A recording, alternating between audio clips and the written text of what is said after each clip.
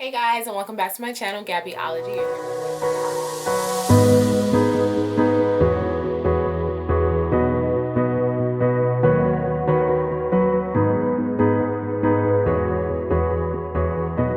With Gabby. In this video, I'm going to share with you how I budget my time to make it feel like I have more hours in a day to get things done.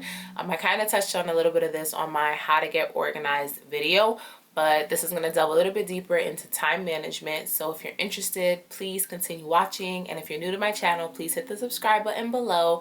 And if you're an old subby, welcome back. Okay, so tip number one is to set a start time for your day and an end time for your day. For example, I want to wake up at 5 a.m. and I want to be in bed no matter what by 9 o'clock, meaning eyes rested. But say I also have class from 8 a.m. to 4. So say those 3 hours in the morning of my day, I go do laundry, I do yoga, I do whatever I have to do for myself before I actually start my day, then that's what it has to be. Like, I have to make sacrifices and I have to wake up a little bit earlier just so I could still fit in all that I want to fit in for the day. So boom, you want to be up by 5 a.m., you want to be in bed by 9 o'clock. No exceptions. You stick to your timeline and I promise you guys, you'll actually feel like you did so much more in 24 hours than you ever thought you would. So say you have class or work from 9 to 5. Now you only basically have 3 hours at the end of your day to get whatever else you need to get done, whether that be studying, going to the gym, or anything that you weren't able to get done in the morning when you first woke up before work or before that obligation. Okay, boom. So now it's like, okay, how much time do I actually want to sleep? Because am I going to push back this time that I set at the end of the day to get more things done, or am I going to wake up earlier? You have to decide, are you a night person or are you a morning person? Do you value sleep or do you not value sleep? These are all questions you kind of have to answer for yourself. But me, I value sleep. I also value waking up early. So it works out for me. So yeah, like I said, I wake up early and I get a lot of things that I want to do done in the beginning of my day so that I feel already accomplished and I already feel like, damn, I did mad stuff today and the day just began. The sun now coming up, like I already did my yoga, I already did my laundry, I already read my Bible, I already did whatever I have to do. So now you're in your obligation for the day, whether that's work or whether that's lectures or school. So now when you get home, maybe it's 5 o'clock, you get out early, maybe it's 4, and now you have 3 to 4 hours before your set bedtime, right? So now before your set bedtime, it's like, okay, what do I need to do? This is when priorities come into play. So what exactly do I need to do for the day? Do I need to study? Do I need to go to the gym? What is it that's important to me that I need to prioritize? So whatever it is, for example, for me, I always want to make sure I work out at least 3 to 4 times a week. So if I know that that's going to take me an hour and a half, including getting dressed, walking to the gym, walking home from the gym, and actually getting my workout in, and including eating dinner, then it's like, okay, I only have an hour and a half for this. Let me get it all done. And when I get home, I probably only have 2 hours to actually study, which is the other thing that's super important to me as a medical student. So now it's like, okay, how I only got 2 hours to study? Where did my day go? But a thing that I would suggest that you do is to set a timer for yourself. I stressed this in my other video on how to stay organized. If you didn't watch that, make sure you go and do that.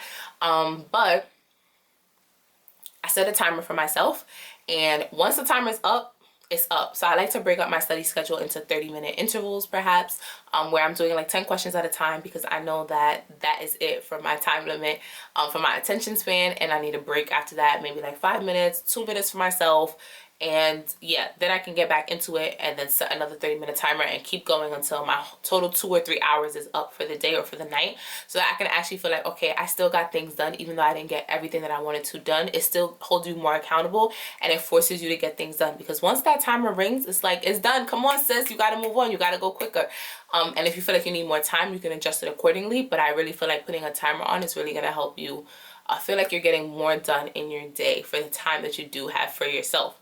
The other thing is doing those tasks that take under 1 minute or 5 minutes. So for example, if you have an email that you didn't answer for like 3 days and you know it's going to take a minute, but now it's at the forefront of your mind, clogging your mind when you should be studying and focusing on whatever task you're doing at the current moment, you need to do it. Or if you know that you need to speak to someone and it's only going to take like a minute, you need to do that too. Or if you feel like, yo, you didn't speak to your mom, talk to her on your way home while you walk in from school anyways. Like, that's how you really multitask and get a lot of things done at once. You don't multitask when you're doing really big tasks and things that are super, super important. You do it when like you're walking home. You do it while you're in the gym, like when you're taking your gym break, whatever it is, like that's how you can really get more things done throughout your day. So use a lot of your downtime as much as you have to get the little minuscule tasks done. And so you have to remember, you have 24 hours in a day, and you have to choose, okay, am I gonna get 6 hours of sleep, 7 hours of sleep, or 8 hours of sleep? And you go from there. So really budget out your time. Like, you have to stick to it, period. And what I would also say is, if you work from 9 to 5, for example, choose days out of the week that you want to be your self-work day, whatever that is for you. So if it's Monday, Wednesday, Friday, if you're not in school, for example, if it's Monday, Wednesday, Friday, and Tuesday and Thursday, you're just going to chill because sleeping is important to you and you're tired and you're exhausted, then do that. Like, making sure that you still set aside time during the week to do whatever it is busy work that you have to do, and then setting other days for just complete rest days, because I also do that. It's so important. Like, Fridays are usually my rest day. Like, I don't want to study. I don't want to do nothing. It's been a long week. I've been pushing through all my goals for like 6 out of the 7 days anyway. So why don't I just take a rest day for myself? And that's super important to recharging. That's super important to feeling like you can do it. And you have to remind yourself that you can, and that 24 hours is enough time in the day. If you had more time, we would just be playing around, lingering. Like, no, 24 hours is enough, sis. It's a reason for the night and for the day. Just go to bed and start over tomorrow. But I know sometimes that's not always the case. Like, 24 hours is probably not enough for step studying. But you know what? If I didn't have that time limit, we'll just be studying all day and killing ourselves. So yes, it is enough. And you just need to be able to budget your time better. And that's easier said than done, but I think timelines will definitely help you. Setting a start and end time for your day is definitely going to help you. And also doing tasks that you can accomplish in a very short amount of time can definitely help you declutter your mind and focus on the tasks that you're doing, so that you actually get those things done more efficiently and in a time-sensitive manner. So I hope that these tips were useful to you guys. And if you like this video, please like, comment, share, and subscribe. But thank you guys so much for tuning in to Gabbyology.